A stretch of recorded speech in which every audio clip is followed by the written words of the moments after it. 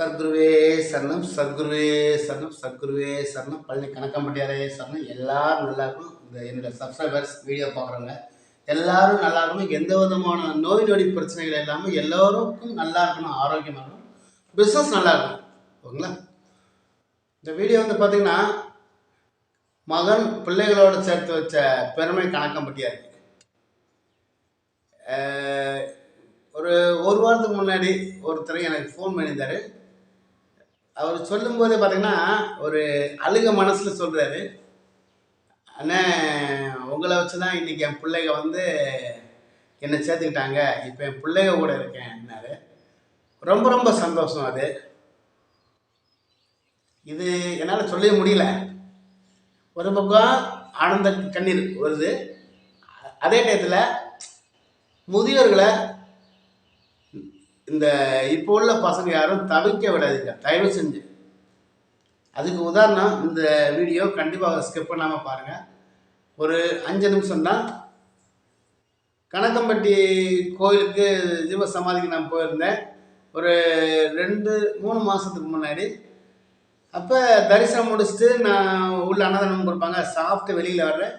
அப்போ நம்ம பக்தர்களுக்கு நிறைய பேருக்கு, என் ஃப்ரெண்ட்ஸ்களுக்கு எல்லாருக்கும் கணக்கம்பட்டியோட வீடியோ, அந்த கயறு, அந்த கிரீன் கலர் பொட்டு இதெல்லாம் வாங்கிட்டு வந்து கொஞ்சம் நிறையா பேருக்கு நான் ஸ்பான்சர் பண்ணுவேன்.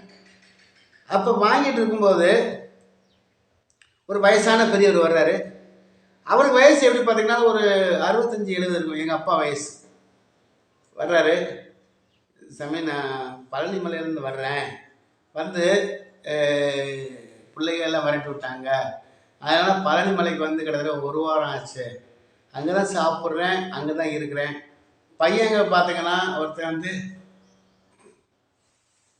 பார்த்தீங்கன்னா ஒரு பையன் வந்து பிஇ முடிச்சுக்கான், நல்ல ரேஞ்சில் இருக்காப்புல, மகன் மருமகளோட நல்லா இருக்காப்புல, எல்லாரும் பேர பிள்ளைகளோட நல்லா இருக்காப்புல. கொஞ்சம் ஸ்ட்ரக்காக இருந்தது. என்னது பார்த்தீங்கன்னா என்னால் பேச முடியலை. ஏன்னு கேட்டிங்கன்னா அந்த உணர்ச்சியை என்னால் கட்டுப்படுத்த முடியலை. ஓகேவா? So sorry. அப்போ பிள்ளைகள்லாம் என்னை வந்து கைவிட்டாங்க, மனைவி இல்லை, வயசான காலத்தில் எனக்கு சாப்பாடுக்கு வழி இல்லை, எதுவுமே இல்லை. பழனி மலையில் வந்து தான் தங்கியிருக்கேன், அங்கே தான் சாப்பிட்டேன். அந்த டயத்தில் கணக்கம்பட்டியார் சித்தரை பற்றி நிறைய பேர் சொல்லியிருக்காங்க, அதான் நான் இன்றைக்கி வந்தேன் சொன்னாங்க. நான் இப்போ அவங்கள்ட்ட சொல்கிறேன், ஐயா இந்த ஜீவ சமாதிக்கு வந்து கும்பிடுங்க, நீங்கள் எண்ணிய காரியம் 21 நாளில் இதாகும்.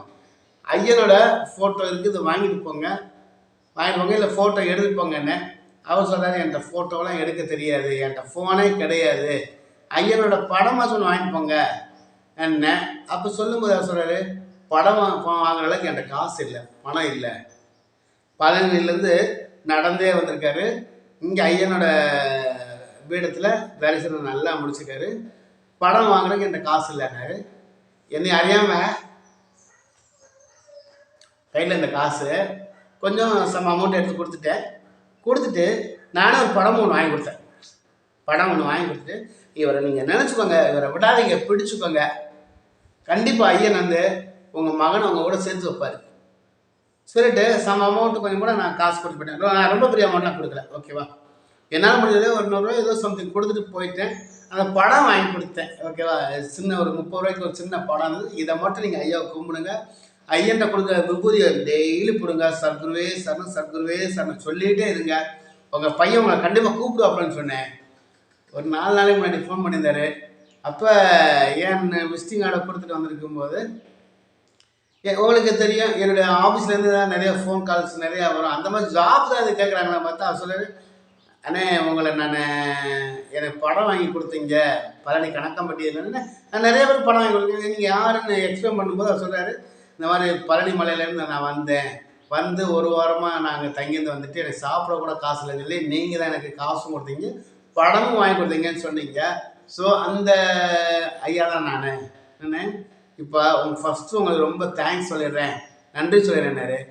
எனக்கு நன்றி கிடையாது, அந்த நன்றி பார்த்தீங்கன்னா எங்கள் ஐயாவுக்கு.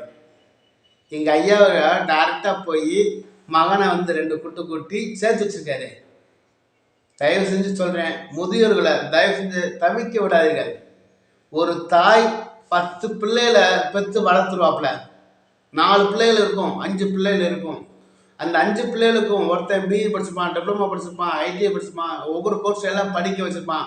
அந்த பெத்த தாய் தகப்பன், ஓகேங்களா, பெத்த தாய் தகப்பன் வந்து அவன் பசியோடையும் பட்னியோட இருந்து பெரிய மகனுக்கு இதை பிடிக்கும், சின்ன மகனுக்கு அது பிடிக்கும் சொல்லி கஷ்டப்பட்டு சாப்பிடாம கொள்ளாமல் இருந்து பிள்ளைகளை படிக்க வச்சுறாங்க.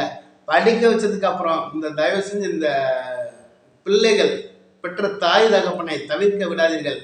தவிர்க்க விட்டீங்கன்னா அதுவே பெரிய கர்மா, ஓகேவா? ஏன்னா ஐயன் சொல்றது ஃபர்ஸ்ட் நீ வந்து முதியோர்களை நல்லா கவனிச்சுக்கோங்க, அந்த மாதிரிலாம் சொல்லியே தான் வந்திருக்காரு.